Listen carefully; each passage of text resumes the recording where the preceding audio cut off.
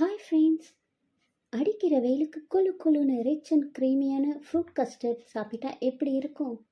மனசு வயிறும் அப்படியே சில்லுன்னு குளு குளுன்னு இருக்கும். ஹோம்மேடாக கஸ்டர்ட் பவுடர் எப்படி செய்கிறது, அந்த பவுடர் வச்சு எப்படி ஃப்ரூட் கஸ்டர்ட் பவுல் செட் பண்ணுறதுன்னு ரொம்ப கிளியர் அண்ட் கேட்சியாக லாங் வீடியோவில் சொல்லியிருக்கேன். டைம் இருந்தால் செக் பண்ணி பாருங்கள். உங்களுக்கு தேவைப்பட்டால் கண்டிப்பாக போய் செக் பண்ணி பாருங்கள். பிகினர்ஸ் கூட ரொம்பவே ஈஸியாக செஞ்சிடலாம். ரொம்ப சிம்பிளான மெத்தடு தான்.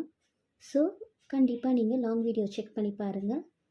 இது வரைக்கும் நம்ம சேனலில் சப்ஸ்கிரைப் பண்ண மறந்துட்டிங்கன்னா கண்டிப்பாக சப்ஸ்கிரைப் பண்ணிக்கோங்க. அப்போ தான் இது போன்ற சூப்பரான வீடியோஸ் உங்களை தேடி வந்துக்கிட்டே இருக்கும்.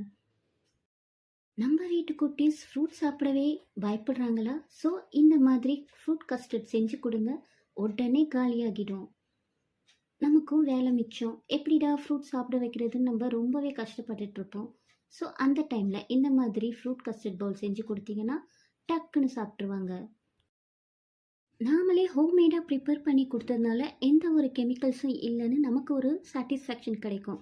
ஸோ டக்குன்னு உடனே செஞ்சு கொடுங்க, உங்கள் குட்டீஸும் ஹாப்பியாக